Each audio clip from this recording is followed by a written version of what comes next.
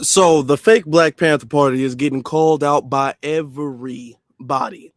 And now they're backpedaling on the defense, trying to rebrand what the Black Panthers were originally about. The price of freedom is death. We're coming to get our check. Welcome, my brothers and my sisters. We got to talk about the Black Panthers, the Pink Panther. A lot of people come up with different names: Pink Panther, Black Panther, Fake Panther, Tether Panther. All of these different things. We got to discuss that, right? We got to talk about it, okay? Because everybody's calling them out. They're out there. They're trying to recruit people. They're trying to bring people together. This is one of the recruitments that they've recently have put out here, where they're actually trying to bring people together. And I've been trying to tell people, this is very dangerous. This is something that we need to stay away from. We cannot be involved in this whole situation. We already know what we got going on. We know that. Okay. So this is them in their recent invitation. To the people, Chairman Paul Birdson for the Black Panther Party. I'd like to invite everyone out to 2123 North Gratz, Philadelphia, Pennsylvania, 19121, January 31st at 12 noon to meet with myself and the reputable, notable Black Panther Party elders, original Black Panthers from the 60s that will be there to sit down with us, talk with us, and learn with us, and grow with us, and also to authenticate us and to see who we are, getting tutelage, lessons, guidance, understanding, and truth from, so that you guys know what elders we are actually dealing with, and you guys know what we are actually doing and why we are doing it. I invite everyone who has any questions pertaining to our authenticity or our validity to come on January 31st at 12 p.m. to 2123 Gratz. There will be plenty of food, plenty of refreshments. There will be a peaceful time. There will be actual, notable, reputable Black Panther Party elders there. Original Black Panther Party elders there for you to talk to and ask questions and get to know, and you'll be able to see them with us and see that there really is something going on there that you should be a part of. Also, I want to thank everybody who has been diligent and vigilant to protect the Black Panther Party legacy. I commend you guys having questions. I commend you guys protecting the legacy. I commend you guys standing up for the legacy, and I'm actually grateful that you are. And I think that the best way to protect the legacy going forward, pertaining to us, is to come to the event, bring whoever else you want to the event. Huey Newton's niece, I'm cordially inviting you to the event. Fred Hampton Jr., I'm cordially inviting you to the event. General Mike Payne, I'm cordially inviting you to the event, where you will be met with peace and revolutionary love. You will see original elder Black Panther Party members, and you will be able to ask them anything you want to ask them, right then, right there. So I'm inviting you again, January 31st, 2123 North Gratz, Philadelphia, PA, 19121 at 12 noon. Okay, let me tell you something. If that's not a setup written out, I don't know what else is. Let's be very honest with you. Because we have other clips of him sitting up there and literally advocating for Renee Good, which is the whole reason he came out in the first place. Nobody knew who he was. He was not no significant figure who was out there against ICE and against police. He wasn't that before Renee Good. But he's there after that. Okay? He's there after that. So we got to be very, very careful with that. We have to understand that COINTELPRO has always affected the Black Panther Party, unfortunately. Almost since the very inception of the Black Panther Party, there was COINTELPRO. We got to understand that. We have to know that. And we have to understand why all of a sudden this is coming up. Now, we dove into the reasonings as to why. Now we're going to discuss the community's response to this, because people are not liking that, okay? You already have cease and desist letters from the Black Panthers themselves. You have Black Panthers that are saying they are not agreeing and they are not standing with what this guy is on. They do not believe in what this guy is doing. You have multiple actual legitimate Black Panthers who are coming out and saying, nah, we cool, bro. No, we very, very cool. We do not need that. We are not on that type of time. You're sitting up there out there advocating for Renee Good, and nah, that's not what we on. We don't want anybody to sacrifice themselves on behalf of illegal immigration. That's not what the Black Panthers were on. And everybody's calling him out for that. I'm telling you, he's getting a bunch of flack from the community. Nobody in the community is buying that, okay? Nobody. I'm gonna show you some of the receipts. Let you know, Foundation Black Americans, we not for the okie doke. Honestly, this okie doke really, for real, is an insult to our intelligence. This okie doke is really an insult to our intelligence. At least if you are going to try to give us the okie doke, if you're gonna try to pull the wool from over us or under us, whatever it is, if you are gonna come better than that, come better than at the very least. And I don't want to give you no ideas, but it's not like y'all gonna listen anyway. At the very least, get somebody who's not obvious, who we can look and be like, oh, obviously you're not FBA, obviously. Like, come on, you can try a little bit better. It's because this is desperation, really. This is desperation, and they're getting called out left and right. They're getting called out left and right, brothers and sisters. Let me show y'all. This is a PSA and a public service announcement. Whoever them alleged fake Black Panthers that's out there, those are not Black Americans. Because one thing all Black Americans have in common, we know we staying home. We minding our American business. If people want to go out there and protest for people that's fraud in the community, and then something happens to them because they want to travel miles away and they get pew-pewed, that's on them. We not protesting for nobody, because nobody was protesting when people was getting hung. Nobody was protesting when things was happening just a couple of months ago. Now when somebody want to mind somebody else's business because they're doing fraud, they get pew-pewed in the face. Now everybody want to protest. Nah, we minding our American business. So whoever them Black Panthers are that's out there, those are not Black Americans. I don't know who those people are. Those are 9 out of 10 immigrant class that's cosplaying as Black Americans and using our plight, our Black Panther plight. Be wary of the cosplayers that's going to be going out there. Anybody that know COINTELPRO, the way they dismantle every single group, if you know the history, they came with radical people like those people right there that want to walk down there with pew-pews like they're super tough. Those are the type of people that dismantle the groups, family. Just know that we see the symptoms of COINTELPRO. We see what y'all doing. Love y'all. Peace and love. Don't fall for the fake cosplayers acting like they the true, real Black Americans, the royal bloodlines of this land. Shout out to him. That's our brother Foundational. You guys might have recognized his voice because he be on For the Culture. He tunes into our TikTok lives frequently. So if you guys recognize his voice, that's him. Okay. What he said is absolutely very correct and very accurate. And it's very important that we know the history of that. During the civil rights movement, you had members of COINTELPRO who would infiltrate Black organizations, Black groups, and they would cosplay as the most pro-Black, radical, extremist, anti-white thing that you can imagine. Okay, they would put it on so much that people would have to believe that, because normally you would expect an agent to not want to push the line.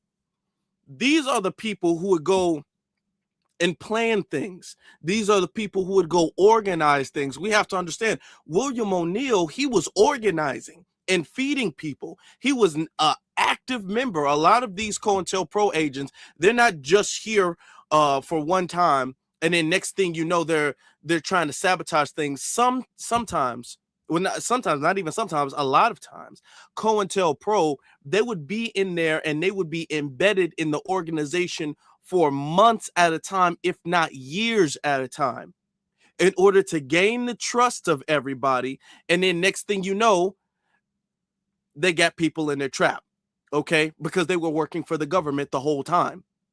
And a lot of times these would be the most super radical. No, let's just shoot them all. We got to have our guns. We got to put a hole in the chest and we got to do this and do that. And they're not going to say nothing to me. That's what they were doing. Okay. The person, he made a confession letter. He wrote a confession on his deathbed. He was an informant, and he worked during the case of Malcolm X. He was an informant for the FBI, working for the FBI against Malcolm X. He said, okay, in his confession letter, okay, his last name was Goodman. Hold on for 1 second, y'all. His last name was Goodman. During that time, Malcolm X's security, what he was assigned to do is to disband that. So Malcolm X's security could be replaced by plants and agents. In order to do that, what he was assigned to do was to be super, super pro-black, radical, and he would do things that would get them charged. All right. So what that means is like he would be all like, you know what we really need to do, my brothers, my comrades, is we need to go rob this bank. We need to rob this bank. And they'd be like, yeah, brother, let's stick it to the pig. Let's stick it to them. They go rob the bank. He's an informant. He gets out. They don't. You understand? And once he starts doing, he wrote this all in his confession letter. His name is Woodson. His last name is Woodson or something like that. I think it's Raymond. His first name is Raymond Wood something. So just Google that, Raymond Wood something, right? I forgot his full last name. Okay, some of y'all in the chat room, y'all know it. So what he did was that he orchestrated plots to get Malcolm X's security team arrested. When Malcolm X's security team was arrested, they were replaced by agents. Malcolm X, during the time of his death, was surrounded by COINTELPRO agents. All right. And how they did it was they would radicalize other members in the group to go commit crimes and go do things that would put them in danger. All right.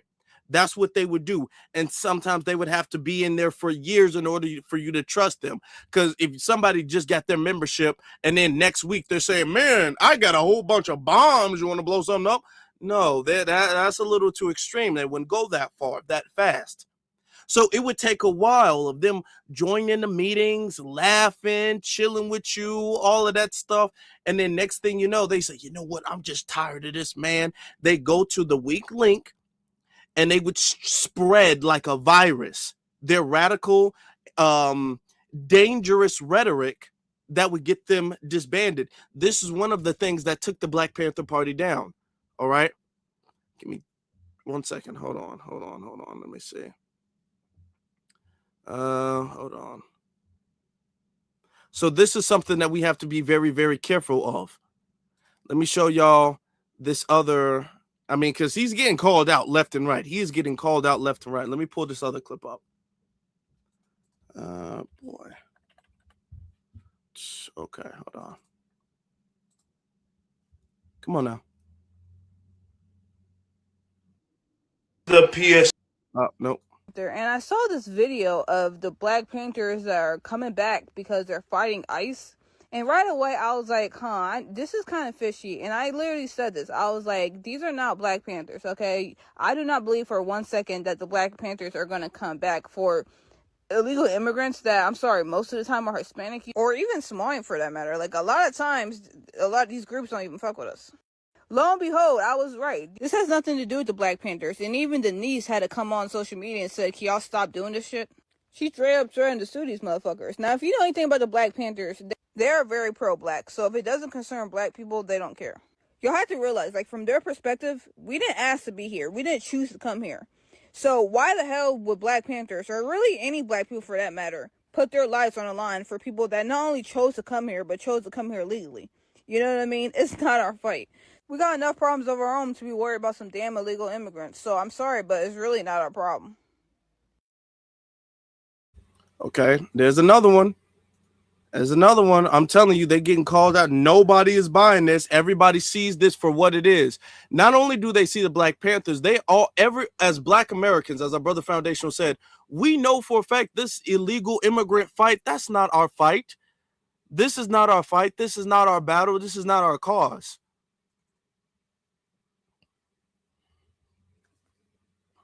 Come on, man. People that went out there cosplaying the Black Panther Party, who told them to do that? Who told them that they could just do that? I'm confused as to why they felt the need to go out there and cosplay these people as if they were these people, as if their presence actually mattered. I think the cosplay was nice. It was cute sentiments, but where the fuck was y'all at when the niggas needed y'all a few years ago during the race riots?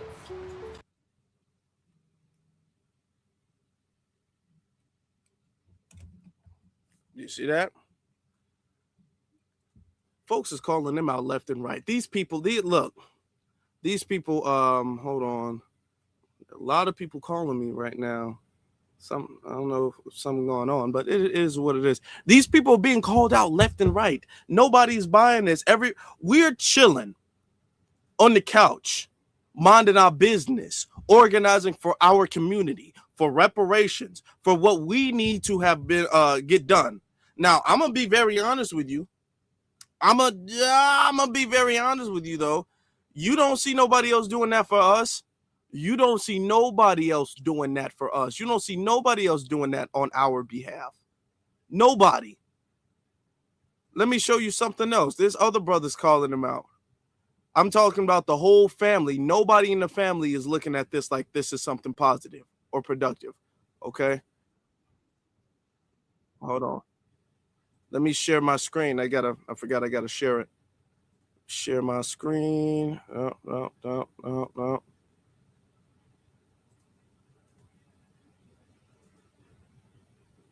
Hold on. Hold on. See, I told y'all it was technical issues I had to fix. I hate it when it's live. I have to fix it when it's live, but okay. But it's all right. We're here. Here we go. Y'all seen this? Y'all now are familiar with this guy right here, Paul Birdson, the guy who's going around screaming he's the new chairman of the Black Panther Party. I want y'all to take a look at this footage right here that I found. Chief of an interview we did 2 weeks ago with a protester. He talked about protesters in Portland being taken in unmarked vehicles by agents. But during the interview, he talks about gangs in Lansing. You come try to snatch one of us, the rest of us gonna blast your. You better do that while we not with each other. And then you come to in Sandhurst with the Pyrus and the gangster disciples is linked up at and try to snatch somebody over there. I dare you. Make sure you get this in Sandhurst. That's Sandhurst. Come over there, try to take somebody. Not only do we have that footage, but come to find out, your man's a sexual offender. Sexual offender. Register, sexual offender. He got to register. This is why I keep telling y'all. Y'all keep trying to argue with me in the comments. Y'all have to stop blindly following people that just pop up out of nowhere with a cause.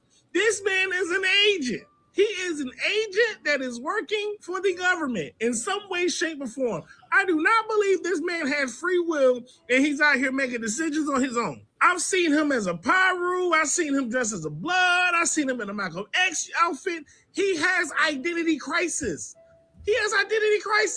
Huey P. Newton's daughter is filing a lawsuit against this man for using the Black Panther name and image. But y'all, please stop following false prophets.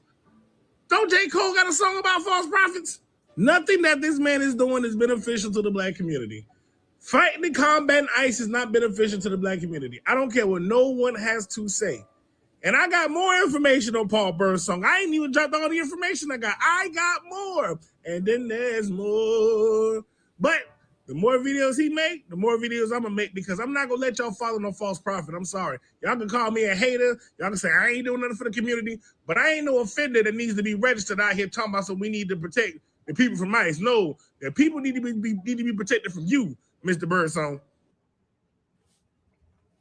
Okay. Now, let me address something, the big thing.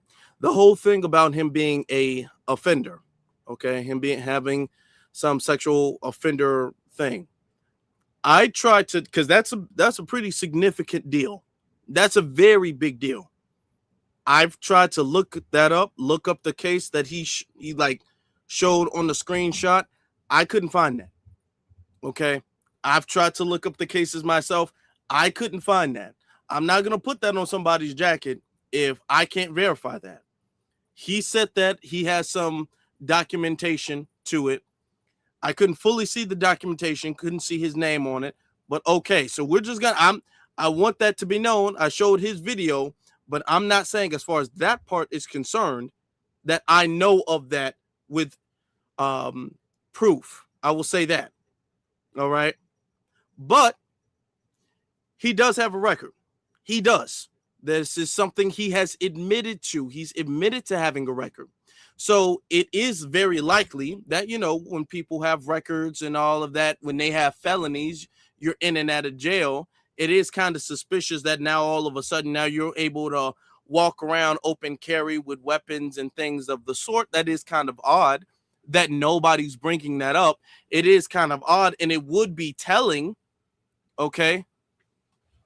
It would be telling, you know, that, you know, why you would be working in compromise for the CIA.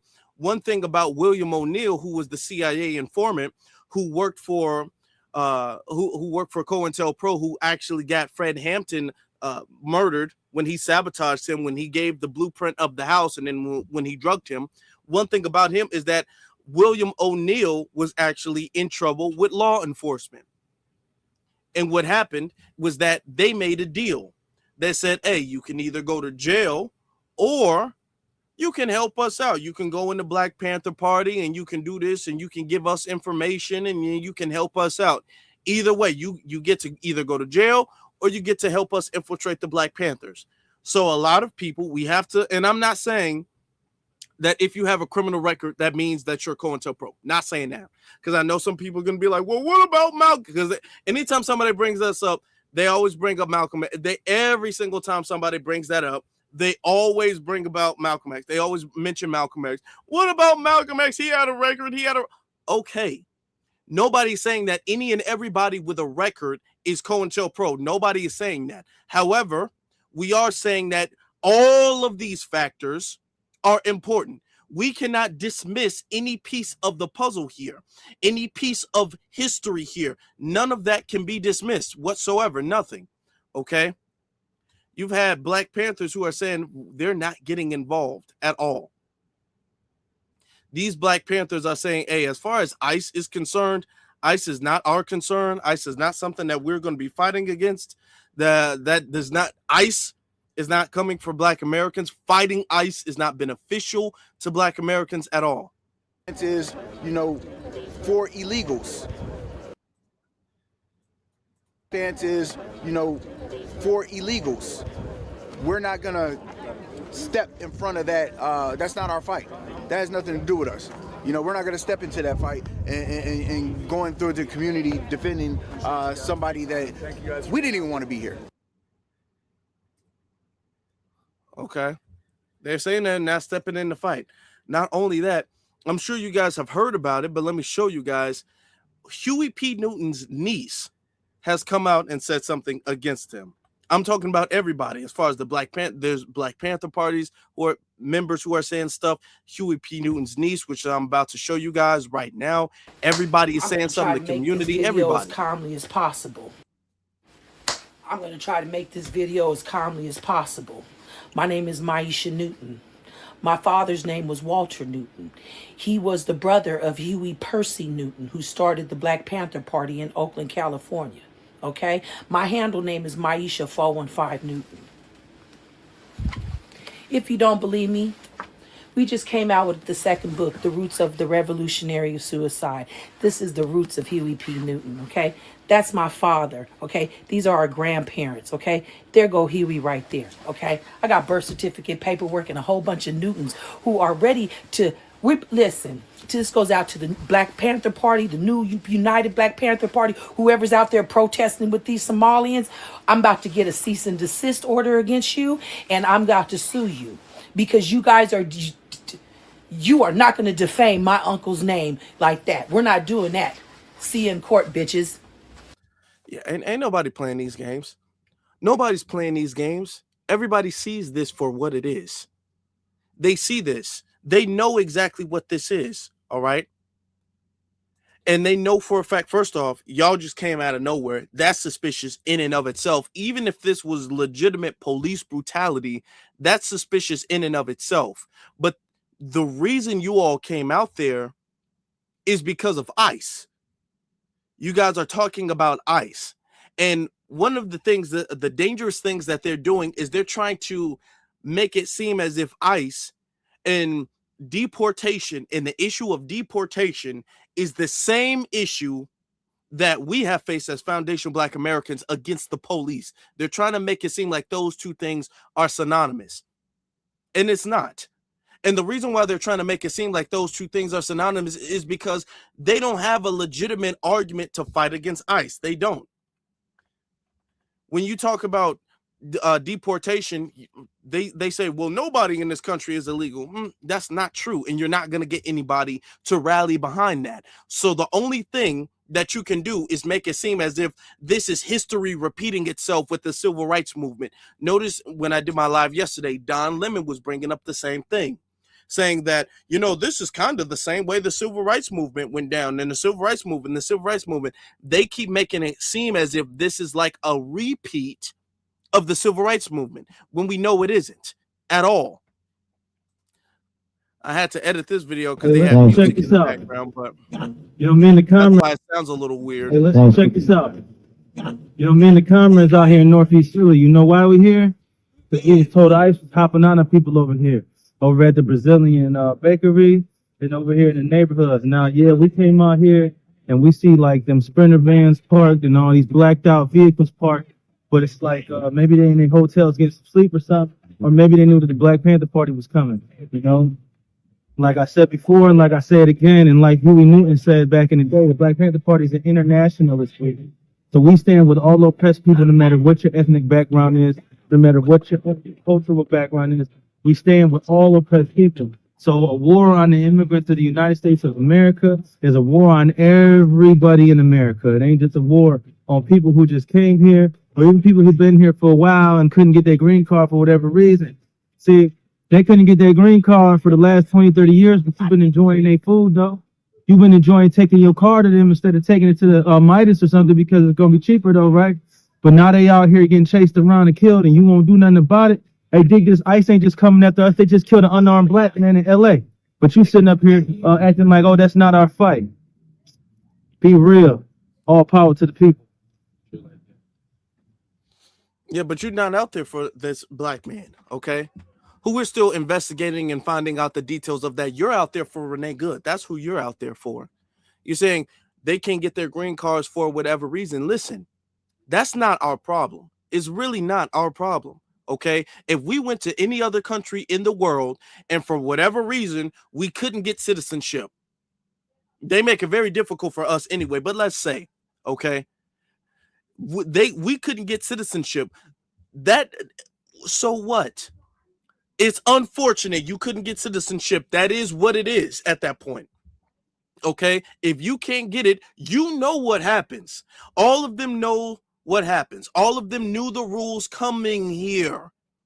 They knew, if I'm not a citizen, I can get deported at any time. This is why you see a lot of them super populated in sanctuary cities, because they know ICE isn't going in there and grabbing them up in sanctuary cities. They know that. That's why you see a whole bunch of them in sanctuary cities. All right. When you say this is a war against immigrants, it's a war against everybody. Listen, we are not immigrants. First and foremost, we are not immigrants. Second of all, this whole thing that you're trying to say is a war against immigrants. No, this is what the American people wanted, because we've had millions of illegal immigrants immigrating into America over the last few years or so. So much so, all of the cities that they've been in have essentially gone into debt. Every city. I was at Congress when they were having their hearings of the mayors who had the sanctuary cities, who were giving them millions and millions of dollars, just endlessly writing out checks and giving it to them. All right. Chicago, New York, Denver, Boston, those were the ones. Okay. You still got stuff going on in LA as well, too. You got stuff all over the place where the government's just check after check after check after check. You get a check, you get a check, you get a check, you get a check. They became Oprah Winfrey for illegal immigration. We're still in debt. Okay, they still not in. We're still debted. Okay, they still owe us. They still owe us, not giving us anything. I'm talking about dragging their feet when it comes to a task force for reparations. Some of the ones they don't even want to sign. I'm talking about Wes Moore. I'm talking about Gavin Newsom. Okay, they don't even want that. Wes Moore don't even want no damn task force, but he doesn't mind protecting and standing up against ICE for illegal immigrants. That's because he's Tether. That's why we call them that. That's why we call them that, Tether, which is what they are. These are illegal immigrants. Now, let me ask you this. If I was to sit down and talk to them, I would ask, okay, it's a war against immigrants. Let's say ICE stops and disappears. What do you think? Let's be real. Let's not pretend we ain't got no jacket and no leather gloves and talking about fight the power, brother. No, let's be for real. What are we supposed to do as a country? What precedent are we setting as a country if we allow millions of people to barge in here illegally, not under the threat of persecution, not because of no natural disaster, for opportunistic gains? Okay. They came over here for opportunity gains. I interviewed them when they were over here. That's what they said. They didn't say, well, we're being persecuted by our government. They didn't say that. They didn't say, well, there was an earthquake that destroyed our homeland. They didn't say that. They said they're here for jobs. Let me ask you this. Do you think the United States of America should just be an open country where anybody and everybody just gets to come in for endless jobs? Do we have an endless, indefinite amount of jobs to give to them? Do we? And I know that whole thing is, well, you guys think they're coming and taking your jobs. You guys think they're coming and taking your jobs. Oh, well, you're coming and taking jobs. Okay. And it's not even the jobs. Look at the last few years. They haven't been taking jobs. They skipped over the taking jobs part and they're just getting money. They skipped over the taking the jobs part. We're not even arguing about taking jobs anymore. They're talking about just giving them checks. They're just giving them money. They just giving them money. And they're like, hey, I know that because we were going back and forth to city council as Brandon Johnson was arguing during the time when Biden was president that he wanted Biden to find some way to bestow work visas on them so they can start working. So there were thousands of them over here. I'll be honest, millions probably. They undertell the numbers, but let's say tens of thousands of them over here to the tunes of hundreds of thousands, and they were not working because according to the mayor who sanctioned them and who protects them, they didn't have work visas. They were still eating. They were still clothed. That means the government was just paying them. We've seen receipts of food stamps where the government is like, hey, well, you want $2,000, $3,000, $5,000 worth of food stamps? You go ahead. I mean, I got it like that. You got it. That's what they've been doing. Just giving them money. Okay, giving you work. No, don't even mention work. You want to stay? This is a really nice hotel. You know what I'm saying? Normally we charge people for staying at a hotel, but you only got here 2 days ago, so you can stay in this hotel if you want to. Here's a debit card. Here's a credit card actually, and I got a car in the back. If you want a car, you like Lamborghinis, right? You want a Lamborghini, you can have one. That's what they were doing. That's what they were doing. And now that all of that stuff is stopping to the point where now people can, the cities can start recovering from that. Now we have people coming out here talking about this is a war on illegal immigration. No, man. No. Oh, no. Don't do that. It's funny that you out here all of a sudden because there were times, I'm just going to say it, there were times in recent date where Black Panthers were probably needed, where the presence of Black Panthers were necessary and needed. I'm just saying, I don't know where you were at, because if you claim you've been here since 2020, he claims he missed some kind of vital incidents and some vital events, don't you think? And you want to pop up and showcase out for this. He says they can't get their green cards, but we take their food. What'd he say? He said something like we take their food or something like that. Hey, listen, check this out. Hold on. People who've been here for a while and couldn't get their green card for whatever reason.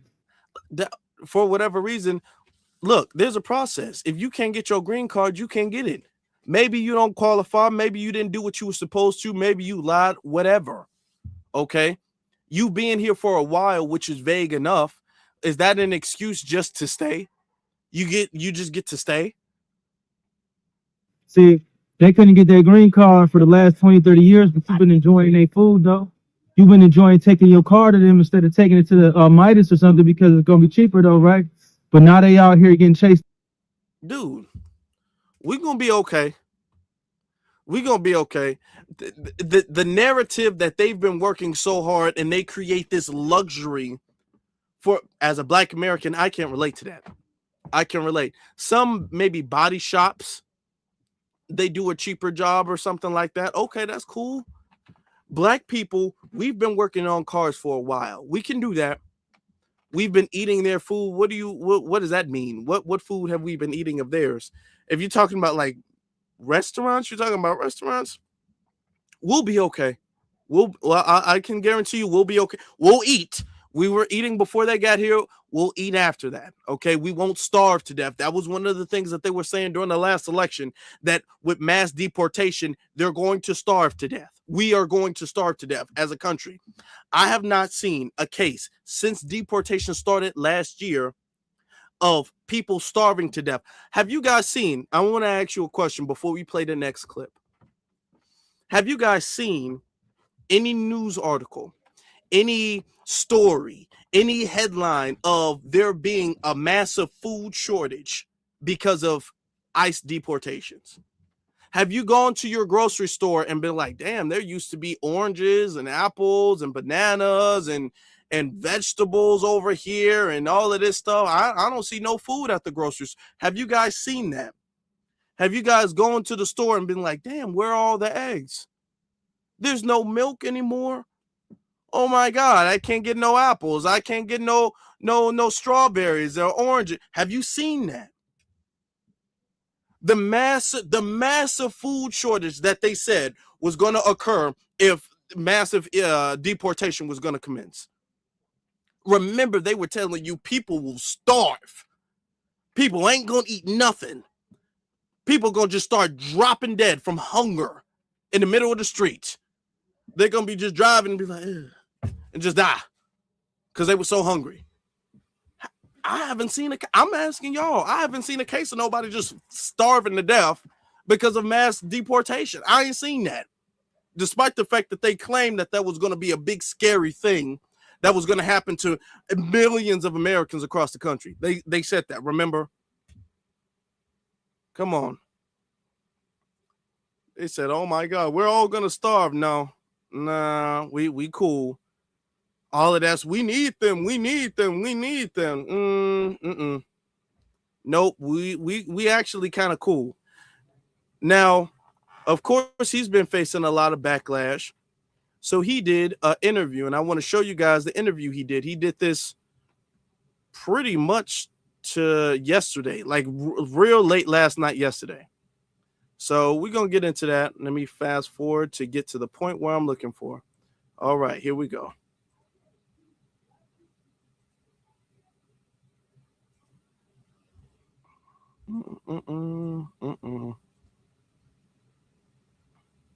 All right, here we go.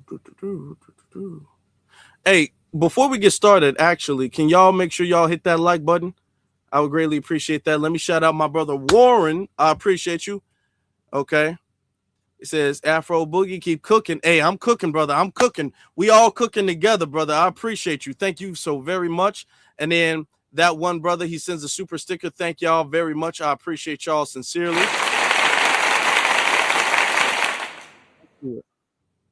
Let's get back to it. Fair use. Educating them dudes and putting them in the Panthers. So you guys know the guy interviewing, he's at the very bottom corner of the screen. The very, very bottom corner of the screen. A lot of times now, the people in the hood, they're just kind of made a mockery of. They're kind of used for agendas rather if it's about the Republicans, rather it's about the Democrats. There's no actual real want to help these people. So to use your background as, oh man, this guy's a gangbanging Black Panther, I thought it was silly because it's like, do we not want gangbangers to evolve? Yeah, I don't know. I've heard a lot of crazy men. Somebody said to me, and it's said to me a lot, Black Panthers are only about Black power and Black people. That's all that matters. And I was like, well, what about the Rainbow Coalition? You know what I'm saying? Or what about the campaign that Huey Newton waged to stand with the people in Vietnam? Or what about all those thousands of white people that put up money and came to get Huey out of prison, that fought to get Huey out of prison? Or what about the fact that there was a white man that got Huey out of the country when they was trying to kill him? What about the fact that Assad occurred, right? While members of the BLA and different groups worked together to get her out, it was white people that helped her get out of the country. You know what I'm saying? So it's kind of crazy. Not only that, but Black people in and of ourselves, we don't have enough people and enough military and financial might to go up against the United States of America's regime, white supremacist. Okay, let me correct that. Okay, I'm gonna correct that. Let me because and this is why it's very important for us to know history. Now he's bringing up the Rainbow Coalition. We do know that they had one. To be very honest, that's where the Black Panthers started messing up. Originally speaking, the Black Panthers were about Black people. Now they had stances that was in support of everybody being free. And here's the thing. Our stances are not super divorced or super unfamiliar with that. We don't want oppression around the world. That's not something that we want to see. We don't want to see nobody from another country being oppressed. We just understand it's not our responsibility to champion everybody else in the world anymore. We've just learned from that. If I see some little kid starving to death, I'm not going to be like, well, you're not American. I'm not going to be like that. Okay. And most of us in this chat room, we're good people and we're not going to be like that. However, are we going to put everybody's causes on our backs and carry everybody to the finish line like we've been used to doing? No. That's the point. That is the difference between what they're doing then and what we're doing now. All of us carrying everybody. No, we're not doing that. Hey, I want you to win. I want everybody to win. I don't want nobody in the world to starve. I don't want nobody in the world to go hungry. I don't want nobody in the world to suffer. I don't enjoy other people's demise. We don't enjoy that. However, though, we are not going to be your champion to the finish line. Y'all got to do that yourselves at this point. From this point forward, we're going to be our own champion. Y'all got to be y'all champion. What y'all used to is the second we acknowledge that you guys are going through something, we drop what we're doing, we put our backpack down, and then we pick yours up and then carry that to the finish line. No, we're not doing that anymore. All right, that's the difference. So when you bring up, well, what about the Rainbow Coalition? What about that? Let me ask y'all a question. How did that work? How did the Rainbow Coalition work? What is the benefit of the Rainbow Coalition today? Because the things that we still benefit today from what the Black Panther Party did back in the 60s and the 70s, those were things where Black people were, foundational Black Americans were working with foundational Black Americans. All of these other side groups, the Brown Berets and the Brown, all of these things and these Rainbow Coalitions of everybody and their mama, we don't benefit from that. All of that was happening and was beneficial to them. All right. Then you bring up a few white, first off, I don't even like the fact that you're being very disingenuous with what happened with Huey Newton. You said a white man freed Huey Newton from prison. No, Huey Newton, yeah, he had a white lawyer, okay, but the reason and this is why it's important to know history. The reason why Huey Newton was acquitted, really, on his appeal, is because there was a massive movement of Black Panthers and other people who weren't even Black Panthers, out there talking about free Huey and doing free Huey rallies. Let me show you guys. Let me give you guys a visual of that. There was a bunch of free Huey rallies by foundational Black Americans that set a precedent that we're watching the case and we're making sure that y'all don't get away with the I'm white and I say so, which is what they were used to doing to the Black Panthers. Remember, they locked Fred Hampton up for stealing ice cream sandwiches. They locked him up for stealing ice cream sandwiches, okay? And he didn't do it, but they said he did. So they were just, I'm white and I say so, I can lock you up for whatever reason I say I want you. And it was the Free Huey campaign that a whole bunch of Black Panther Party members were on nationwide, and just people in the community that wanted Huey to be free. And that set a precedent that we're watching the case. And this is something that we do every single time, case after case after case. If there's a case where the community is really, really watching this case and paying very close attention, a lot of times, not all the time, but a lot of times, they'll wind up saying, we really can't pull the I'm white and I say so this time, which is what they did with Huey. So while you're trying to give the credit to white people, now he didn't say a white man. He said white people. White people freed him. White people freed Ashada. Off the pig! Off the pig! Off the pig!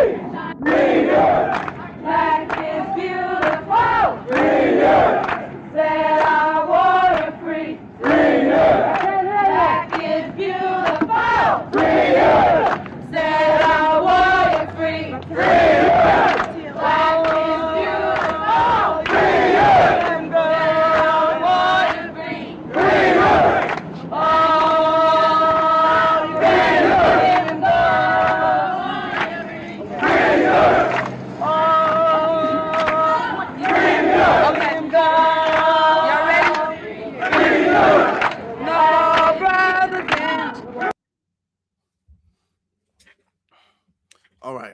First off, look at how beautiful. Let's take that back just a little bit. Let's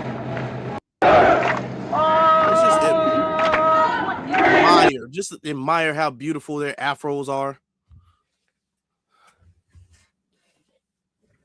Okay. This is another thing of, and sideway, but I think it's important to say that was the whole inspiration. That was one of the inspirations of when I came up with the name Afro Elite. Okay. I had a pretty puffy, kind of bigger afro at the time too, but the inspiration of that, because I was thinking of different names.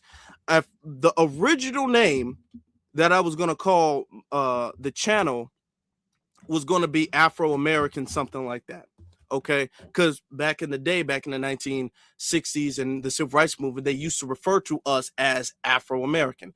And I'm like, nah, I don't really like that name, so I completely scrapped it. But I liked the term Afro, and I like the term Afro because Afro is a hairstyle, but the hairstyle significantly represented something. Okay, which is why I wanted to keep it. Most of my life, I always kept my hair short, to be very honest with you. I only started growing my hair out a little bit a few years before that, right? But I wanted to keep the name Afro because a part of foundational Black American culture, Afros play a very significant role in showing Black being beautiful, Black being something that we're not ashamed of, and a show of resistance to the stigma of Black being ugly and to the stigma of oppression and subjugation. So that's why I kept the word Afro in there. Okay. Elite came later, but I kept Afro specifically for that because I was about to originally come up with something different. After Afro-American, I said, nah, I'm going to come up with something different. But that name stuck out. I said, you know what? I'm going to keep at whatever it is going to be Afro something. Okay. And I wound up finding Afro Elite. So when you hear people like, change your name shouldn't be Afro anything. Your name, Afro comes from Africa. Man, miss me with that. Y'all can miss me with that. Miss me all of the way with that. No, because Afro was not no big thing like that. Even the word Afro was not no big thing in anywhere else in the world prior to that. I'm not saying, because there's going to be some tethers like, no, I'm not saying that nobody in the world wore an Afro before the civil rights movement. I'm not saying, Lord have mercy, I know somebody going to be triggered. Not saying that. But the civil rights, especially the Black Panther Party, they made Afros an iconic thing. Now, everybody in the Black Panthers didn't have Afros, but they made Afros a big thing because of what it represented. Okay, because of the symbolism and the empowering symbolism behind that. All right. So, yeah, just so you know, but that was the thing that freed Huey. Okay, these were the things that freed Huey. The whole rallies and the movement to free Huey behind that, as he wants to give credit to quote unquote white people. And even if we say that there were some good white people, some good white abolitionists who did help Huey, who did help Ashada, who did help in the civil rights movement, cool. We can give them credit. All right. Look, because we're naturally confident and we're naturally winners. We've never had an issue giving anybody credit. We've never had an issue doing that. And I don't have an issue giving nobody their credit now. All credit is due to you. You give it. I give it to you. However, do those couple of white people who didn't hate Black people during that time, do they now represent white people? Is that what we're doing? Because there might have been a couple of cool Puerto Ricans during that time. Does they now represent the entire collective of where they come from? Despite the fact that most of our experiences with this group of people, most of the collective thought of this group of people is negative because there's a few outliers in the group. Those outliers now represent the group. Where do they do that at? Where do they do that at?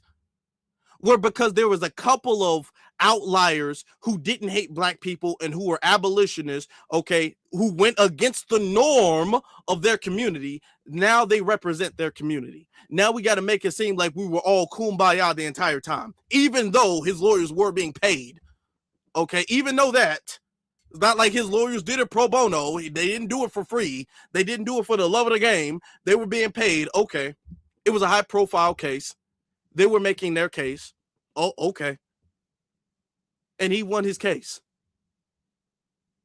All right. But notice how he's trying to tell the story disingenuously to make it seem as if we've always had a coalition of non-Black people, and that's never been the reality. Okay? Let's get back to the interview.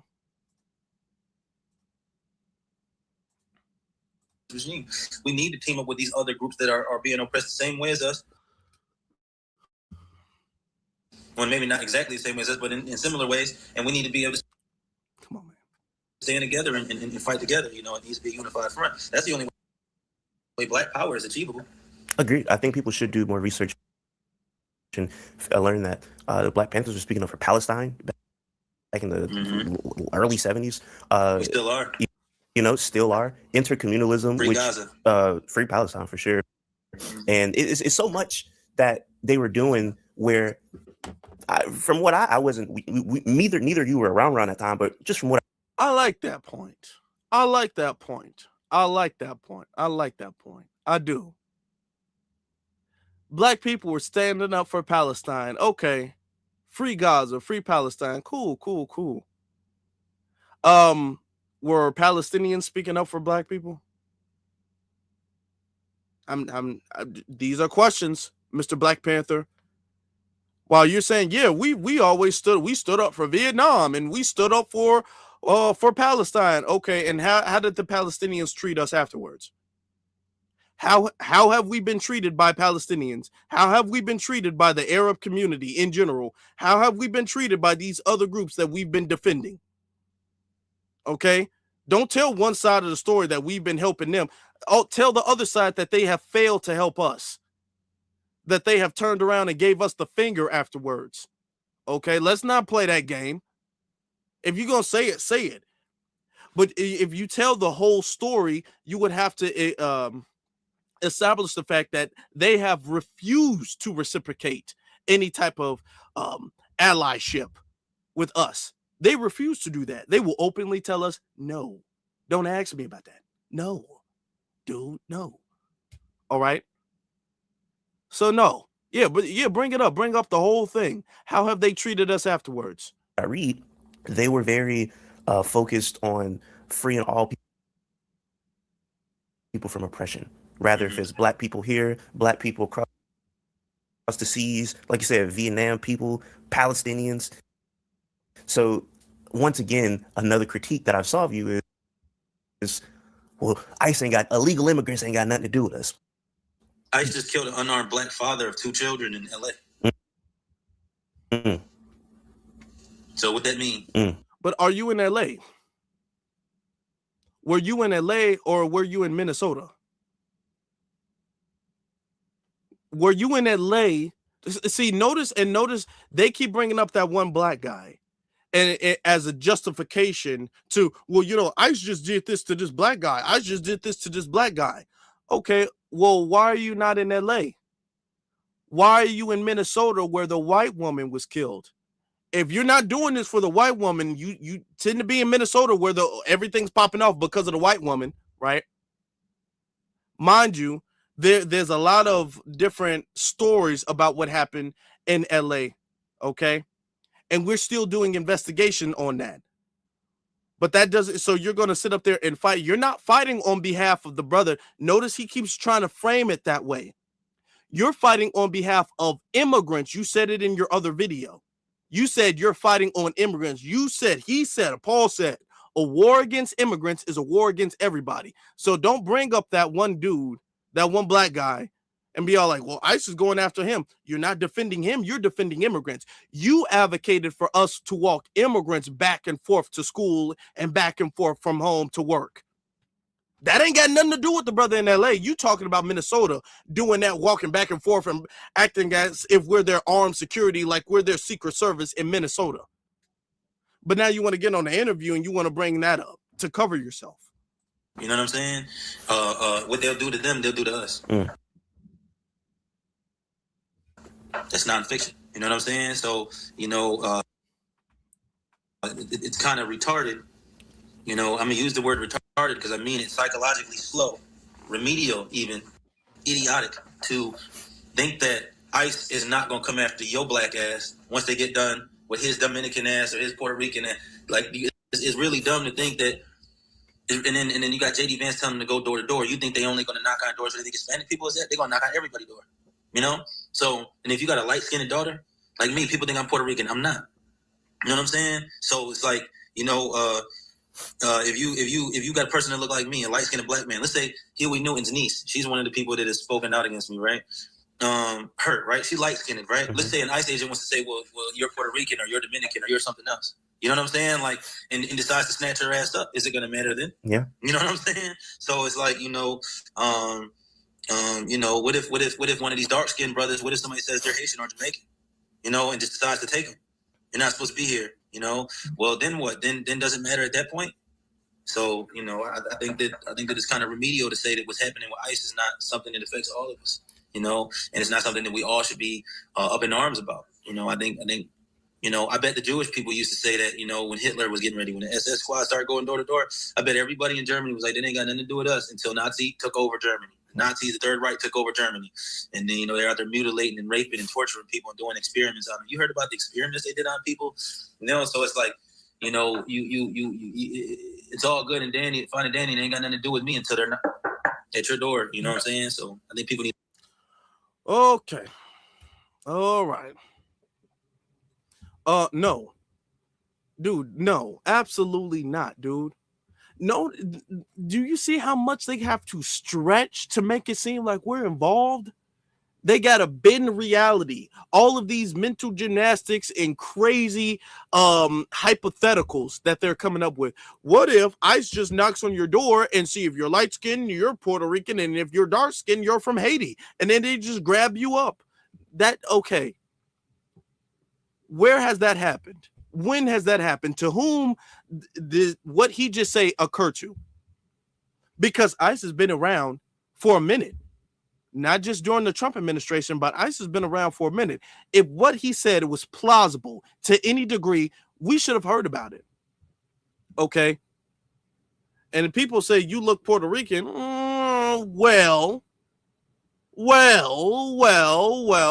that's because when people have Googled your name, sir, these are the things that came up. When people did a background check on you and people were trying to find out exactly where your lineage is from, these are the things that came up. It says that you identify as a Caribbean, someone of Caribbean descent, okay? And your family roots are mixed, or your family mother is mixed, okay? She's white, which he's going to say, white, Caucasian, black, Indian, all that stuff. And your father is Caribbean. Doesn't say exactly where from the Caribbean you're from. So if people, and kind of just based off of look, if people look at you and say, you kind of look maybe Caribbean. I'm light skinned too. People don't think I'm Dominican. People don't look at me and confuse me for a Dominican. Has there been times in my life? Yes, there has been times in my life. There's going to be times in your life where people just don't know where you're from when they first meet you, if they haven't talked to you yet. However, people can tell, you can tell me and him are not the same. If you was to say which one of us, and I know y'all know me, but if you was to point us in a lineup and say between me and between him, one of us is not American. One of us family is immigrants. They would point to him. Dude, you can't pass. People say you look Dominican, yet because you do. Because Dominicans, Puerto Ricans, Cubans have a look. And you happen to have the look they have. I don't have that look. Don't say it's because of the light skin. Because I'm light skinned too. I don't look Cuban. I don't look Dominican. Okay? I don't look Puerto Rican. Nobody will confuse me for that. Every dark-skinned person does not look Nigerian. Every dark-skinned person does not look Haitian. All right? They have not done it yet. They will not do it. Just be grabbing people up.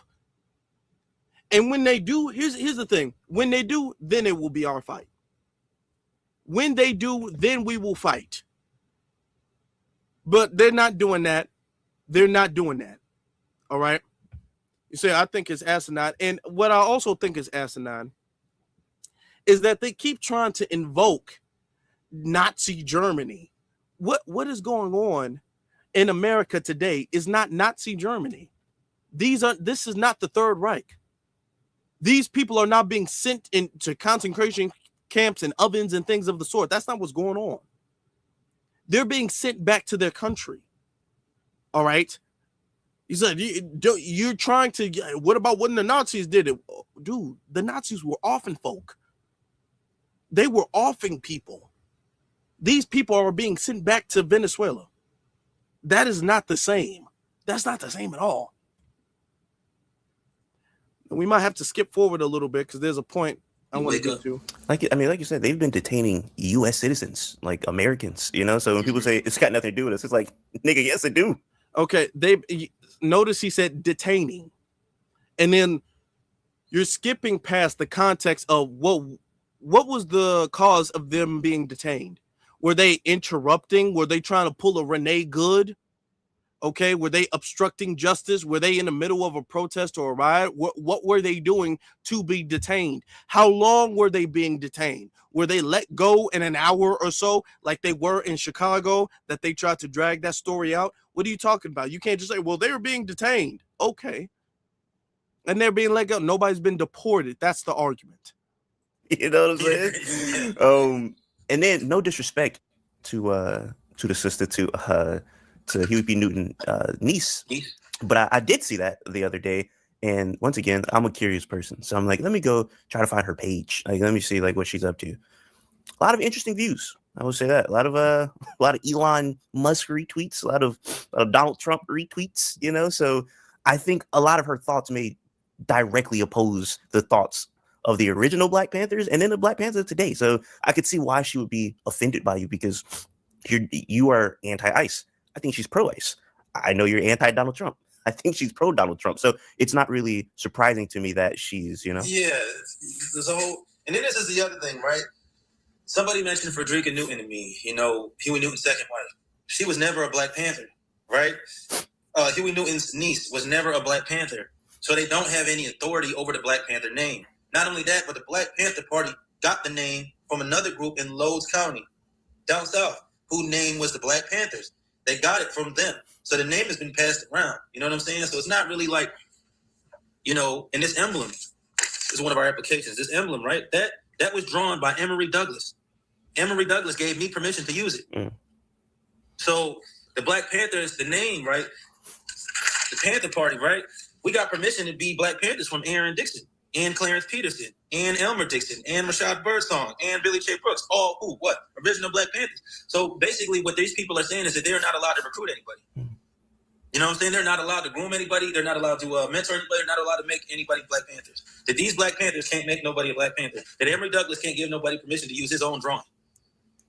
That only he has the right to. You know what I'm saying? So that we can't call ourselves something that they called it. So it's a name they used from somebody else, and now we're using it, and they got a problem with it. It's interesting because another controversy. The issue that she's having with that is they're using the name and they're distorting the history of the Black Panthers.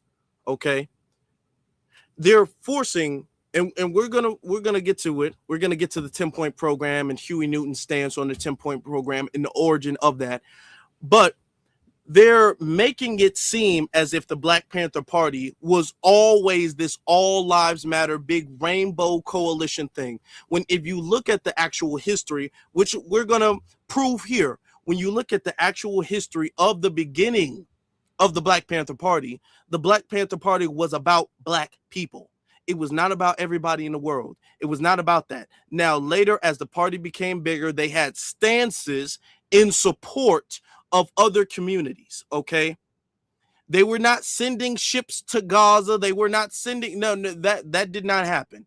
And there was actually different chambers and different fractions of that. There were people who wanted the Black Panthers and this is one of the reasons why they wound up breaking up, is because the bigger they got, the more chambers and chairmans and things of the sort that they had. And there were people who wanted to take the Black Panther Party and become a more universal global thing. And there were other people who wanted the Black Panther Party to stay more grassroots and more Black American centered. All right, which was the origin of the Black Panther Party. But he's making it seem as if the whole Black Panther Party had a collective agreement from day one that it was this international, global, universal, guardians of the world agenda. And it was not that. All right. That's not what the 10-point program was. That was not what that was about. Let me get to a little bit. Then I want to play another clip. All right. Because we got to break this down. We got to break it down, y'all. If y'all could do me a favor and hit that like button, I would greatly appreciate that. That I want to stress about you. You have so many controversies. It's so insane. I feel like you've been in the limelight for a minute now, but really went super viral after that video. And it's like, I didn't see like 30 controversies attached to your name. One thing you just addressed like probably 10 minutes ago is your race. You said you're not Puerto Rican. I've seen that you're Dominican, Puerto Rican. I've seen your every Hispanic race. What exactly is your race? I want to let you confirm that. So my mom's white. My dad's Black. Mm. My dad is Paul Birdsson. His obituary is on the internet. You know, he's a dark-skinned brother. He took one of Master's daughters and created a revolutionary. Same thing happened with Huey Newton, right? He was biracial. Granddad was a white man. You know what I'm saying? Same thing with Malcolm X. You know, Granddad was a white man. So, you know, and he even wanted that. So, you know, yeah, I'm black and white. You know what I'm saying? My dad is a black man that took himself one of Master's daughters, and like I said, here I am. You know what I'm saying? So, I hear a lot of people saying, "Oh man, black people shouldn't be with white people." Every time I see a black man get a white woman pregnant and create a black child, I'm like, you know what I'm saying? Because for hundreds of years they were raping us and they were making children with us against our will. Now their daughters are over here coming to us like, you know what I'm saying? Yeah. It's like Malcolm said, the hens coming home to roost. Yeah. You know what I'm saying? Look at all these black babies coming out of these white women. You know what I'm saying? How can you be mad at that? You know what I'm saying? It's like revenge. Yeah. You know what I'm Yeah. It's No. Okay. Let me take that back a little bit. I thought that was kind of important. A white woman pregnant and create a black child. I'm like, you know what I'm saying? Because for hundreds of years they were raping us. Hold on. The goal is for people to be able to walk around. Do y'all see how y'all saw how happy that made him? He was trying to be stern and serious the entire conversation. Stern and serious the entire conversation. The second he brought up interracial sexual access, he brought up sexual access with white women. He went, yeah. Oh, that he was smiling. You saw his teeth. I didn't see his teeth the whole time before that video. The whole time before. But you saw he got excited. He got happy. The thought, he was like, oh, the thought of it. The thought of getting them pregnant. Oh my God, that's so great. Really? Was that what the original Black Panthers were on? And then gonna make it seem like this is our way to get revenge. I hate when folk do that. Well, really, I'm only dating her to get back for my ancestors, you know, because they attacked me. So now I'm getting their daughter, their great granddaughter. I'm taking her on a date. Okay. And that's getting back at her slave master, great grandpa. Okay. That's what I hate when, dude, don't do that. Don't try to make it seem like this is some pro-black thing that you doing. You getting with their great granddaughter as a way to get back for your ancestors. Yeah, that I'm buying her flowers because back in slavery, we had to pick flowers unwillingly. Now I'm doing it willingly to get back at her to it's a game. It's chess. I'm playing chess, y'all. I'm manipulating her to fall in love with me, and then I'm going to break her heart. Okay? Now, that's what I'm doing to get back for the pain and the heartbreak of my ancestors. And then they get super pro. Our ancestors were hung from trees, brother. They were hung from trees by they people. So the best thing I can think of is to sleep with their grandchildren. That's what I think. I think if we sleep with their heirs and their descendants, you know, and give them a bunch of I think that'll show them. They'll be looking up from the clouds like, damn it, you Negroes, you know. So that's why I don't even like it. These black people, they swear to, I don't even like white girls are not my type at all. I don't like it. I don't like it. Okay, we were making out. That's not even. I didn't want to do it, but it was a sacrificial thing for my ancestors. Because I feel like if Harriet Tubman was here, she would understand why I'm doing it. It's a psychological, it's a thing. You know what I'm saying? This reverse psychology. You know, they were the dominant. Now I'm the dominant, brother. No, you just want to be with a white girl. Don't pro-black it. Don't pro-black your interracial sex. They always trying to pro-black their interracial sexual access to make it seem like, no, this is really an invasion, because she gonna tell me about the white community. We gonna be pillow talking and she gonna tell me about the white community, and then I can infiltrate. I'm a double spy, y'all. This is reverse COINTELPRO, brother. Don't you understand? That's why I took her to the movies that day. Okay, that's reverse COINTELPRO. You know, Cause then she gonna give me the insides of her. We gonna infiltrate. I'm not in love with her. No, I proposed. I'm gonna tell you why.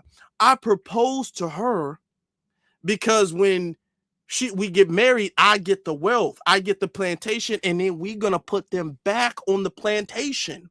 It's reverse. We're gonna put them on the plantation where they had us on. That's all I'm thinking about, brother. Don't pro-black it. Don't do that. Don't do that. Don't do that. Okay? You want interracial sexual access, say that. Okay? These guys are trying to pro-black it, make it seem like this is some type of reverse psychology, double spy, COINTELPRO reverse thing. No, it's not. It's not that. I just couldn't help but notice how happy he was when he got it. I couldn't help but notice how happy he was when he got it. Okay. Now, back to it. He said he was mixed, right? But we got Google receipts, which is interesting. When people first Googled his background and did stuff about his background, why did that go away? When people first started saying stuff about his background, Caribbean popped up fairly easily. That was easy to find. Okay. Now, when you look it up now,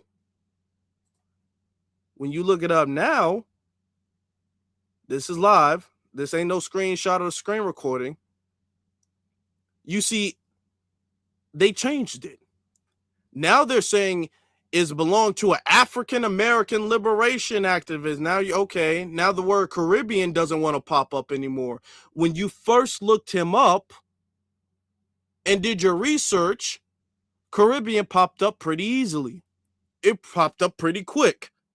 Now all of a sudden, it seems as if Google is trying to scrub his background, which is why it's a good thing we have screenshots. It's a good thing we have screenshots of that. Now I'm mixed, because he knows he looks like he's something else. So that's why he's saying, whoa, no, I'm mixed. Okay. And all of this interracial sexual access thing. This is why he wants this rainbow coalition. Look at this. He got pictures out here like this. Love bringing back the White Panther Party. That's him in the middle. With a white man. With a White Panther. With a White Panther, y'all. He gonna be recruiting white girls left and right. He be like, you really won't. If you want to get back at your ancestors for slavery, I know how you can do it. Now, it stays between you and me, but I know if you really want to get back and you really want to show you down with the cause, Becky, you come back tonight after 11. Don't call me before 11 because the wife is still awake. Don't call me before 11, but come back after 11 and then just text me. I'm going to meet you in the back and we can prove how loyal you are to the black community. That's what he's on. There's going to be a whole bunch of White Panthers up in there. And then the whole conversation is not going to talk about racism, not going to talk about reparations. It's going to talk about everything in their mama but that. Because he wants interracial sexual access. This is a come up for him. Okay? This is a come up for him. Now, I want to fast forward the conversation. I want to fast forward it a little bit. And want to talk about this part right here. This is the big part I want to talk about. Before we do that, I want to get to super chats. Y'all been blessing me in the super chats. I appreciate y'all. Antithesis out here supporting. I appreciate you. I appreciate you out here supporting, brother. And then Dakota Jenkins says, so he was allegedly 1, a rapper, 2, top 3 Pyru, 3, FOI, and now he's a Black Panther. What am I missing here? Something's not adding up. This man has been everything. He's been everything. He goes from this thing to this thing to this thing to this thing to this thing to this thing. His background is vague, all of this stuff. Google saying one thing one week, then saying another thing another week. All of this stuff is very vague. All of this stuff is very interesting, okay? Silver Forest, I appreciate your support. Thank you very much, family. Tobias says, keep up the great work, family. FBA for life. B1, this faker is a tether. He is a pan-tetherist. Wannabe banger from the tribes, from straight from the tribe of straight stupid. Come on now. Come on. That stuff is just so disingenuous. Everything he's saying. Now, I want to play this clip of Huey before, all right? He says, Marcus says he never looked directly at the camera live. He never did. He hasn't looked directly at the camera up until he said something about white girls. He was kind of moving around, kind of looking around, saying things like he couldn't, like kind of leaning, like he couldn't really hear. When he said something about white girls, he leaned back, he sat forward, he showed his teeth, he was happy, he was smiling, all of that stuff. The only expression and emotion you've seen from him the whole interview was when he mentioned sex with white girls. He said, man, and then getting them pregnant. Oh, yes, that's what I'm talking about. Oh, okay. All right, brother. Okay, then.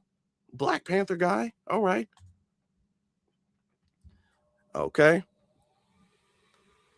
Natural Living Health and Well. Oh, that's a nice name. Sends a super sticker. Thank you very much. I appreciate that. Marcus, he says he is a mixed kid that goes to all white school. That goes to an all white school. It sounds like it. The identity crisis about him makes sense. And then backup trick says, keep your tether energy among your people. FBAs are answering a spiritual calling to delineate. Deal with it, tether. We doing what we have to do. We doing what we've been having to do. I appreciate all of y'all super chats, all of y'all support. Thank you all very much. I want to show this one clip because this is what the original Black Panther Party was on when they were first out there in 1966. In 1966, this is what they were on. They were not on this whole rainbow code. All of that stuff happened later. That stuff happened later. For self-defense is organized now throughout the nation. We are recognized internationally, and we advocate that all black people in America are taught what politics is all about and what our history is all about, so that we can have self-identity and we can know where our strength is. We will know our enemies and we'll know our friends. Report back here in the last Sunday's paper that we were anti-white, that we hold no bones, this is a quote, hold no bones about being anti-white. This is a bold-faced lie. We don't hate nobody because of their color. We hate oppression. We hate murder of black people in our communities. We hate the gross unemployment that exists in our communities.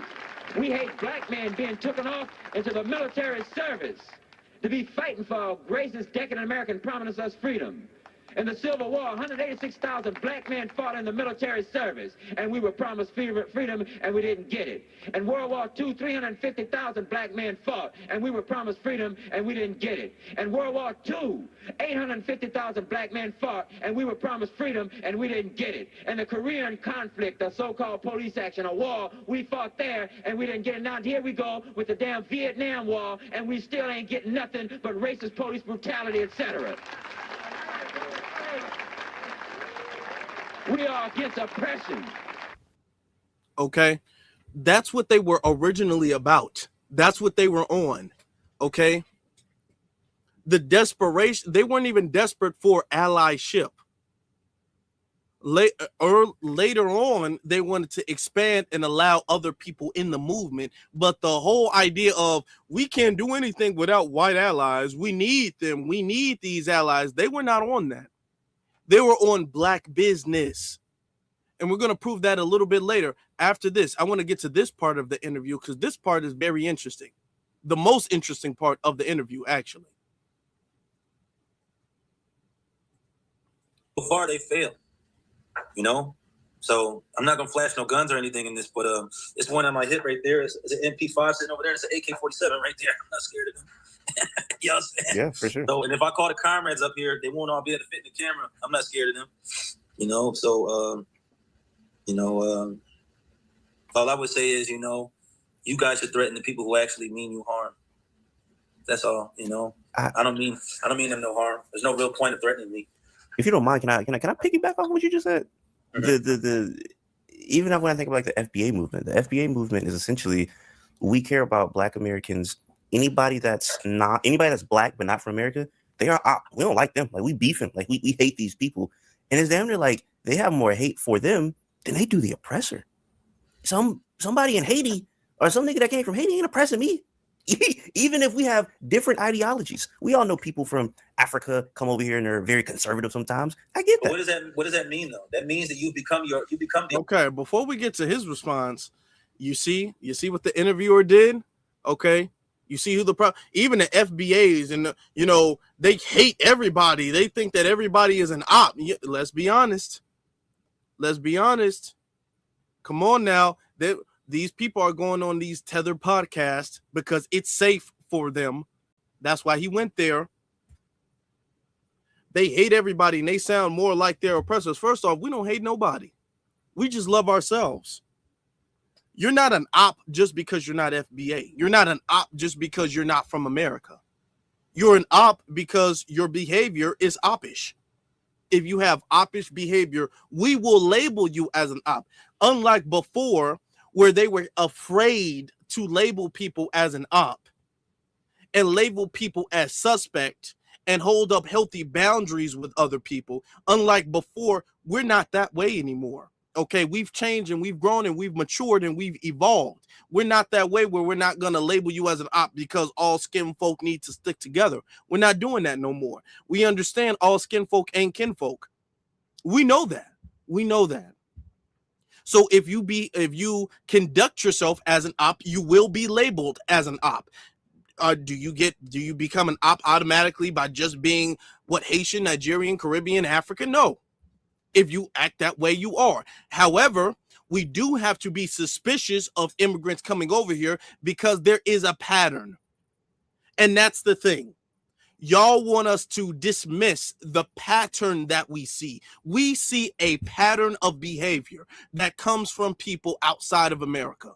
Okay? It comes from everybody outside of us. If we're going to keep it a buck. To keep it 100, we see a pattern coming from everybody outside of us. Okay, collectively. Just like how he mentioned there was a couple of white people who helped the Black Panthers in the 1960s. Okay. Do they represent the collective? No. How does the collective respond to us? That's how we're looking at it. Are there a couple of people here or there that are good to us, that are kumbaya, that are riders? Absolutely. And much respect to them. However, we're not going to act as if they represent the norm. We're not going to act as if they're now the representatives. We're not going to act as if that's the common behavior. We're judging things and we're moving things based off of the common behavior. All right. So when we say we don't have friends, that means that as far as your community is concerned, the collective behavior of your community has not been in allyship with my community. Period. And I'm not just talking about Africans, Caribbeans. I'm talking about Africans, Caribbeans, Asians, Hispanics, poor whites, white females, white LGBT, all of them. All of what you all consider to be minorities, all of them, all right, have shown when they get the opportunity, they will stab us in the back. All they have. All right. And this is why we are moving and advancing and becoming more effective than we've ever been before, because we understand that now. So now we're siding on the side of caution. We're erring on the side of caution when it comes to other people in our communities, because we understand that coming from a different place, even if the same oppressor, because they are oppressed, even if they have the same oppressor, that does not mean, and we realize this now. And the Black Panthers messed up when they didn't realize this. That does not mean we have the same agenda.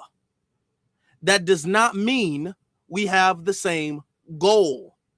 That does not mean that. And we used to make that assumption. Well, if we're being oppressed over here, and if you're being oppressed, then me and you, we should team up. That would make sense theoretically if we had the same agenda, if we even recognize the enemy as the same. And that's the issue. We can't even collectively agree that we recognize the same enemy, the same reason for this oppression. All right. So our missions are diametrically opposed to each other at that point. If we can't even see the same enemy, if you thinking it's this guy or it's this, if you're thinking it's classism and I'm saying it's racism, then no, okay, we got two different missions, then two different goals. We're going about it two different ways. This is the mistake that we're learning from, that we've learned from the Black Panthers. The Black Panthers unfortunately made that mistake, and we're not making that mistake anymore. All right. The whole FBA, oh Lord. Thank you for getting the trolls out. Okay. Yeah, we got trolls in the room. The whole idea that FBA, y'all just don't like ops. Y'all just don't like ops. No. I mean, y'all, well, yeah, we don't like ops. Y'all just don't like foreigners. No, we don't like ops. And we are going to be careful with foreigners now. That's it. Y'all see me all the time. I'll talk to somebody. We will have mutual levels of respect. I will respect you. You respect me. If you cross that line, I cross this line. Okay? You go low, I go lower. All right? See, y'all not dealing with us how we used to be. When y'all go low, we used to have to go high and high and high, and this is not the right way to do it. No. When you go low, we go lower. It's different now. We take it to the flow. It's different now. And now y'all like, they being mean. No, you just getting drugged. Don't throw stones from a glass house. That's what y'all need to learn. Let me play his response. Oppressive. You are adopting the tendencies and the play. That means people from Africa come over here and they're very conservative sometimes. I get that. What does that mean though? That means that you become the oppressor. You are adopting the tendencies and the playbook of white supremacy and inflicting it upon people around you. You just as bad. Yeah. So that's why I said in the interview, I said in a lot of cases, racism and white supremacy and racism and black nationalism or nationalism of any sort, they run like parallel to one another in a lot of ways. Yeah. I believe in internationalism. I believe in communalism, intercommunalism, intercontinental communalism. I believe I believe in community, you know. I'm not a black nationalist. I'm an internationalist, like Huey Newton was. Yeah. They'll say, no, Huey Newton was a black nationalist. And why did he say out of his own mouth that he's an internationalist? Maybe he was lying. I don't know. He created the idea of intercommunalism that you're talking about. So it's very interesting that They say, well, Bobby Seale said that black people need to only deal for black folks. Okay. Bobby Seale also did? He led food programs that fed people of every nationality. Yeah. You know what Bobby Seale also did? He fought for the people in Vietnam to be free. He fought for the people in Palestine to be free. You know what Bobby Seale also did? He stood with hundreds of thousands of white people to free Huey Newton. And when Bobby Seale was locked up, those hundreds of thousands. He keep making it seem like white people were so involved with Huey Newton. White people were not involved like that. Hundreds of thousands of white people. So now it's not Bobby Seale and the Black Panthers freeing Huey. Lord, tongue twister. Now it's the Black Panthers helping white people free Huey. Now that's how it happened. It wasn't the other way around where it was a couple of good white folk. Now it's the other way around where it was a couple of good black people. Bobby had helped white people free Huey. It was white people who did it. No. And that's one of the things that kind of separated them, because Huey did want to take the thing into a more international stance of the party. And Bobby wanted to keep it more grounded. All right. Because there was different ideologies. There was a different ideological split. If you guys know the history of the Black Panther Party, there were different ideological splits. Later on, once the party started to get nationalized and things of the sort, some people wanted to take it in a more international sense. Some people wanted to have a more, I guess, ethnic coalition, a rainbow coalition to a degree. Some people wanted to keep it more black centered, and these people had argued about that. Now, a lot of that, to be very honest, was a lot of COINTELPRO mixture. A lot of COINTELPRO mixture. A lot of the COINTELPRO people, they were the ones they were the ones advocating, okay, and suggesting that, man, I think we should allow Asians to be in the Black Panther Party. I think we should allow whites to be in the Black Panther Party. That was a lot of COINTELPRO, to be honest. And that's why you have the Richard Iokias and the William O'Neills and all of these things. You have all of these people coming in because what they wanted to do was open up the door. When they got in, they wanted to open up the door. Then next thing you know, a flood of agents just started coming in there. Okay. A flood of agents started coming into the Black Panther Party. All right. Let me show you guys the original idea of the Black Panther Party was really the 10-step program. And let me give you guys a clip of what Huey was talking about when it came to the Black Panther program, when it came to the 10-step program, okay? Okay. And could you talk about, was there any relationship with the Nation of Islam, and could you talk about your experiences with the Nation of Islam and how that affected the 10-point program's shaping? Well, early on, I was about in the early 60s, about 1960, 61, I had started Oakland City College. At Oakland City College, I was a member, instrumental in creating the Afro-American Association. The Afro-American Association was led by Donald Wharton. And the program was a cultural program to institute ethnic studies, African studies and Afro-American studies. From the Afro-American Association, we created from the Afro-American Association, it's stemmed the Soul Student Advisory Council, and that was the action group inside of the school. After we created the study classes, I felt that there was need to do other things to affect the wider community, and I became in contact. I came in contact with the Black Muslims.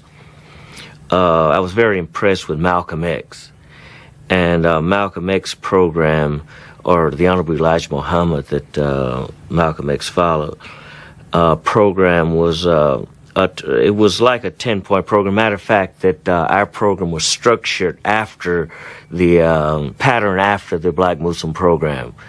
It was minus the religion, and I think that I became disillusioned with the Muslims after Malcolm X was assassinated.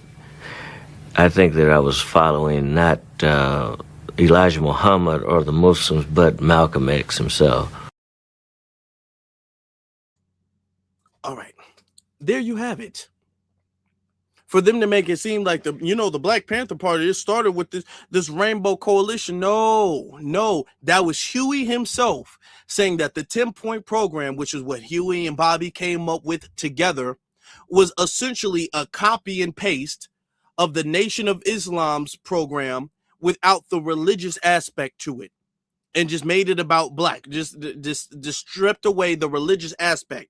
And the nation wasn't about, everybody and their mama and everybody in the globe and white people and black. They were not about that. Okay. Let me show you guys actually what the 10-step program was. Okay. 10-point program rather was. Okay. Because this is important for us to know about our history, because they're talking about our lineage and our history, and they're butchering it to fit their own agenda. So this was the program. We're not going to get into all of the details of the program, but we're just going to review each point of the program. And there's a very, very important point, one of my favorite points about the program, that means a lot to us in modern day. All right. So, of course, they said it was written in 1966, October 15, 1966. Point 1, we want freedom. We want power to determine the destiny of the black community. Okay. All right. Number 2, we want full employment. This was when black people were dealing with mass, even though we're still dealing with it, but at the time it was very unapologetic, it was very open, and it was mass racial discrimination in the workforce, all right? Where pretty much black people, even if black people had a job, it was very, very hard to come by full-time employment with all of the benefits. They don't want to give you full-time employment because they would have to give you benefits. So you would work part-time, but there was a lot of black people who part-time was like 37 hours a week, 38 hours a week. You know what I'm saying? So not enough to get full-time with the benefits, but you were pretty much working full-time. All right. Now here, the third one, we want an end to the robbery by the capitalists of our black community. Okay, what does that mean? This is interesting. Y'all listen to this. We believe that this racist government has robbed us, and now we are demanding the overdue debt of 40 acres and 2 mules. 40 acres and 2 mules were promised 100 years ago as restitution for slave labor and mass murder of black people.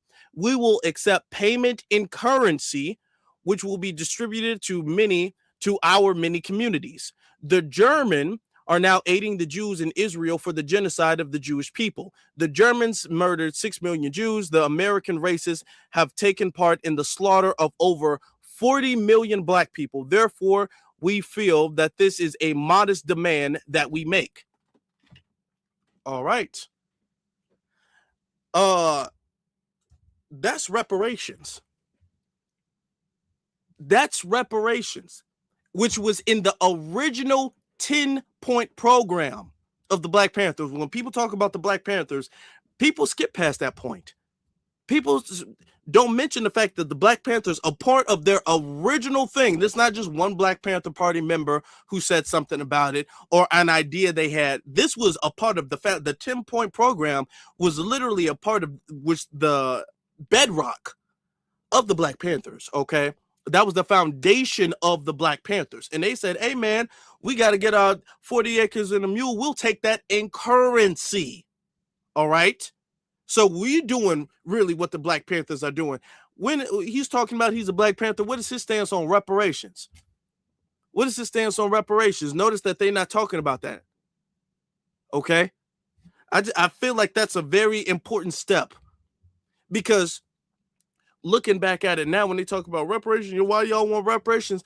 Pretty much everybody in the civil rights movement, while they was talking about it, agreed with the concept of reparations, even though that we didn't know about that because the school system, after they were sabotaged, the school system refused to teach us that. And the videos and the documentaries and the specials and the interviews, they never touched on the reparations aspect of the Black Panthers. But that was a part of the 10-point program, the original foundation of the Black Panther Party. All right. To be made whole, to be paid back an overdue debt. He didn't notice the Black Panthers didn't name it as a handout. He didn't say this was affirmative action. He said this is a debt. That's what we're saying today. Today in 2026, we're saying the same thing that they were saying in 1966. Let's continue with the program. Let's continue. It goes to the 4th point. We want housing fit. We want decent housing fit for the shelter of human beings. Okay, there was a lot of white landlords who were not giving decent housing to the Black community, all of that. So they were advocating for that too. There was a lot of Black people who were living in very terrible housing conditions and stuff. So they were advocating for that as well, right? Okay, because they were also taking property away from Black people as well too. And they were allowing white people to keep their property, okay? And Black people had to rent from white people because we weren't allowed to own stuff, okay? He continues to say, we want education for our people that exposes the true nature of this. Hold on, Sky.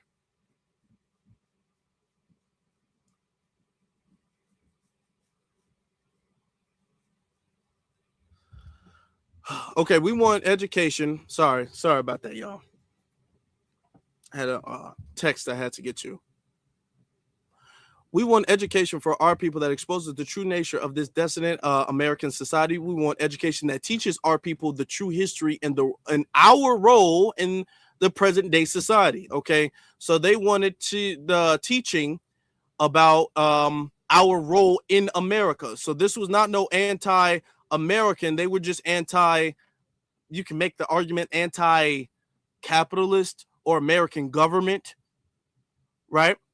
Number 6, it says we want all Black men to be exempt from military service.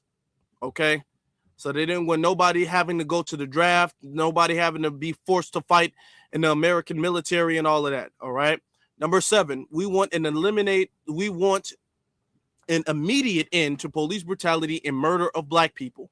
That's one of the main things that they're known for, but that's because that was the biggest thing that they preached about was, the whole thing about police. Point 7. That we all know. Okay. Point number 8. We want freedom for all black men held in federal, state, county, and city prisons and jails. Okay. That kind of goes with step 7. Step 9, we want all black people, when brought to trial, to be tried in a court by a jury of their peers. Okay. That was very important because that was not what was happening during the 1960s. It says, or a group of out of their black community. Okay, as defined by the Constitution of the United States. All right, because in the Constitution it says you can be tried by a jury of your peers. However, what was going on was that you were being tried, but it wasn't by a jury of your peers. You understand? You were being tried, but it was by an all-white jury. It was an all-white jury that was trying you, and that's why it was like a 90+% chance that you were going to get convicted. You're going to be found guilty on all counts of whatever they said you did because they were all white jury. All right. And this is one of the things when they move cases. This is one of the things when you talk about Huey. This is one of the things because they made sure the Black Panther Party, which is why I hate the fact that he disrespectfully gave the credit to white people. Okay. The Black Panther Party made sure that the jury for Huey was not all white. They tried to do that. And the Black Panther Party were the ones advocating and rallying in ending the all white gerrymandering jury. Okay. This jungle jury, they ended that by preaching against that. They made sure they educated the people on their constitutional right. So that way, if you walked in there and you saw a jury all full of old white people, you can say, this goes against my constitutional right. I have a constitutional right to be tried by a jury of my peers. I don't see a jury of my peers here. This goes against my constitutional right.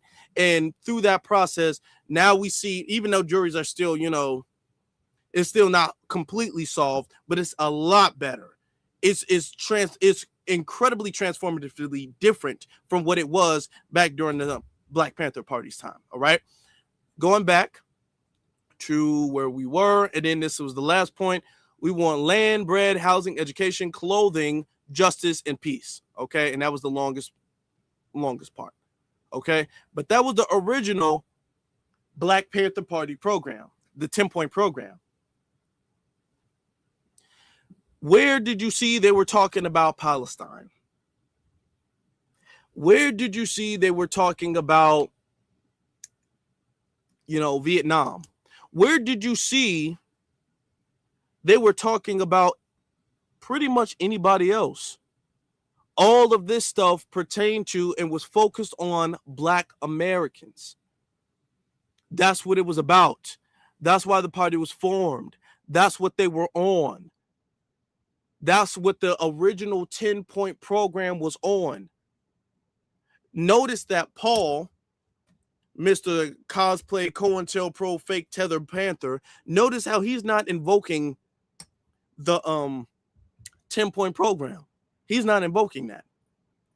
Because they were talking about constitutional rights. They were talking about rights for Black Americans. That's what they were talking about. Freedom, reparations, justice, equality, equity for Black American people. And how the government needed to repay us. All right. They were also talking about how they should do for self. And how they needed to serve the community. And I think it's very important for us to understand this. They were the type of people who said, hey, the government owes us a debt. However, we're not going to sit on our hands and wait for when the government repays us. In the meantime, we're going to feed these kids. We're going to educate these kids. We're going to clothe these kids. We're going to feed the community. We're going to work and do and build in the community for the community. But they never said reparations, that's a handout we need to do for self. So when people make the argument that you can't do for self and demand the debt that is owed to your community is false, because the Black Panther Party wasn't on that. According to their 10-point program, they weren't on that. All right. Dr. King wasn't on that. Malcolm X wasn't on that. Where if you owe me money, I'm going to ignore the fact that you owe me something. No. Y'all owe us a massive debt that y'all need to pay back.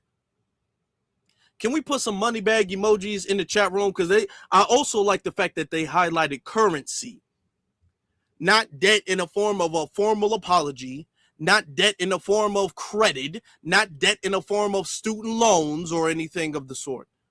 All right, we get to these other super chats. Okie doke. From downtown says, now how do we get our narrative hijacked? Yeah, that's true. Infiltrated implants within the inner circle. Stay black, stay free, family. Love y'all. That's true. I'm letting us know tonight what our original narrative is.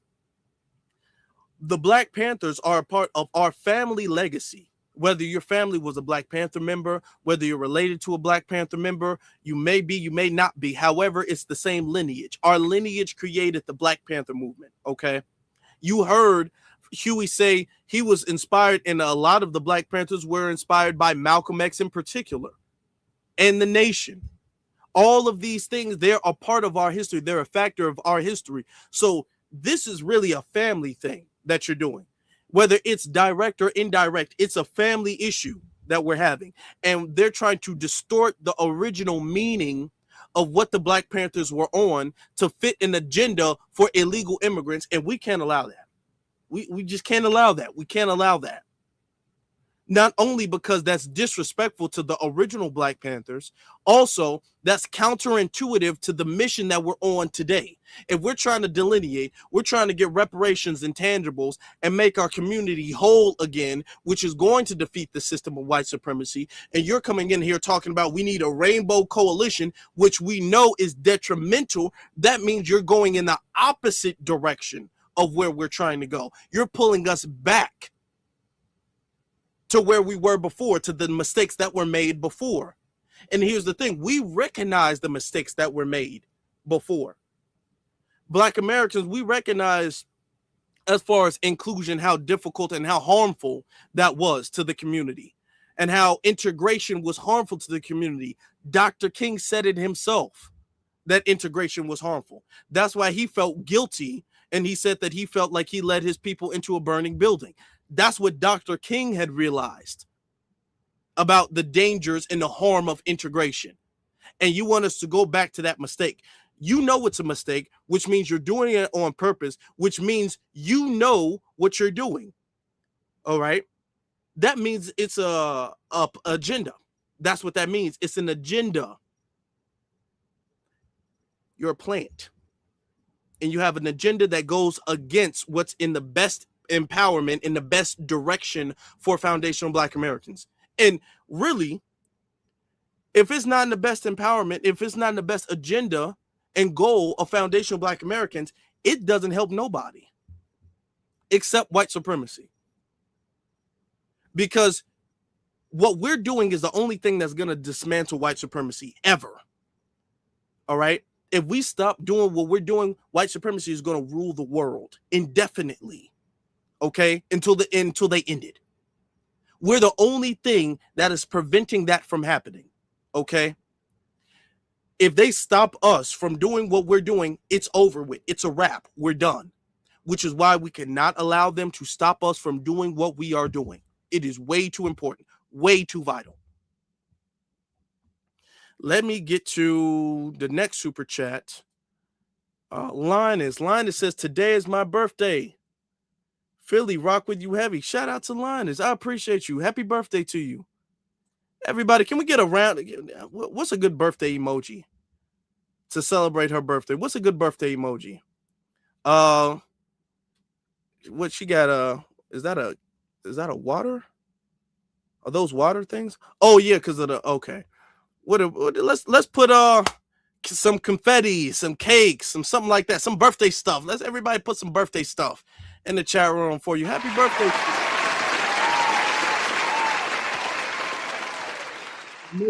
Really does not represent what this guy is on. Shout out to Philadelphia, because I know Philly is not stepping with this guy. This dude is rocking by himself, and unfortunately, he may be pulling a few naive people who just want to be a part of something. But for the most part, a lot of these people, because they're not doing any type of lineage check, These people, you can tell, are tethers because they're going to have a vested interest in protecting immigration. They're going to have a vested interest in defeating ICE. All right. So those are going to be the people who are going to be drawn to this, if anything. All of us are looking at this like, hey, man, we're not even for that. You don't even see black people who are like Democrat shills backing this guy up. We're not backing this up at all. He's been exposed, man. His lineage is shady. His messaging is shady. You can see when you dissect his interview, you can see exactly what he's about. He's distorting the image of the Black Panthers. He's distorting the message of the Black Panthers. And he's distorting the mission that we're on today, that we're on right now. Okay? We can't let that slide, y'all. But it's a good thing, though. It's a good thing because we're not doing that. It's a good thing because the second he popped up, everybody called him out. Everybody. Not a single person believes in this bull crap. I want to say another word, but I'm not going to say that word. But I really want to say another word. Y'all know. Okay? Nobody believes in that. Everybody's calling him out. Black Panther Party members are calling him out. All right? Huey Newton's niece is calling him out. We're calling him out. He has no influence. And of course, we can already tell the play. We can already see the play. This is the DNC shill. This is the shill from the DNC. They pulled somebody who needed something. They pulled somebody who wanted some relevance, who didn't know where he was going, who had a background or something. And they said, okay, well, you can be out there. Now, if the original Black Panthers gave him permission for that, they shouldn't have, and they need to revoke that. And let's be honest, just because the original Black Panther Party gave you permission for something, what does that mean to us? Okay, what does that mean to us? I'm going to be honest. What does that mean? That don't mean nothing to me. Because the real ones were killed off or arrested. A lot of them, most of them. There's a lot of people, I'm going to be honest with you, there's a lot of Black Panther people who are members of Black Panthers who are sellouts. Okay, even the original ones, even the early ones, they had a COINTELPRO informant in the early days of the Black Panthers. Just because you were there early on don't mean you're a COINTELPRO informant, and it doesn't mean you're not compromised now. That don't mean that you didn't eventually get compromised. We're not listening to, well, the ancestor said this. No, this ain't about this. This is about what's new. This is about a new path. We respect what y'all were on, or at least some of y'all were genuinely on, but now we're going in a different direction now.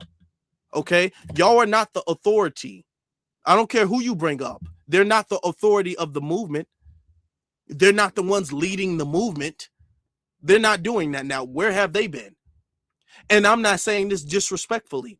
I want them to get all the respect and the credit that they deserve. All of it. But okay.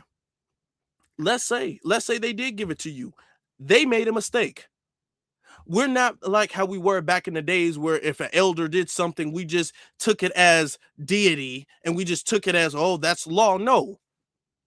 If they gave you permission to use that emblem, which I hear there's a whole bunch of fighting in the Black Panther Party about you using that emblem and calling yourself a chairman of the Black Panther. So he's trying to make it seem like collectively there's a consensus that agrees that he's a great member of the Black Panther. It's not. There's a whole bunch of fighting among different Black Panther Party members about that. But let's say a few of them did. So what? So what? That don't mean nothing. And that don't mean we should listen to you. Okay, maybe they forgot what they were originally on, but we didn't. And we remember what we're on today. We remember what the mission is today, what we're doing today. We remember that. Okay. He's going to get exposed more and more. The more he keeps going along, the more receipts are going to start coming out about him. The more people are going to start fact checking him. The more people are going to start calling him out. You're going to see it. You're going to see it. Because his intention isn't Black empowerment. You saw the way he smiled when he talked about getting white women pregnant. You already know his intention. You already know his get down. You already know. And it's very suspicious that Google is hiding his background and all that stuff either. Also, very suspicious. But this isn't going to last that long. Just like with Grandmaster Jay, it didn't last that long because people didn't buy it in the numbers that they needed. People didn't really buy it like that. So he just disappeared. This guy's going to be the same. If anything, his presence only highlights to us that we're on the right path and we're doing what we need to be doing. That's what it highlights. And with that being said, I think that will conclude tonight. I think we gave enough good history and broke stuff down pretty well. Shout out to the Black Panthers. Y'all can do me a favor, though. And can y'all please hit that like button? Can y'all please hit that subscribe button and a notification bell? Can y'all please hit all of these things? All of these things. Can y'all please hit that? I greatly appreciate every single last one of y'all for doing so. Thank you very much. Thank you. Thank you. And happy birthday to Linus.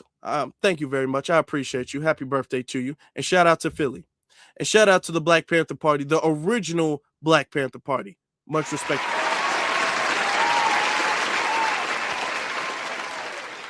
You all for watching. Black First, as always. Okay, that's our program. That's the program we on today. I appreciate y'all watching. Y'all stay blessed.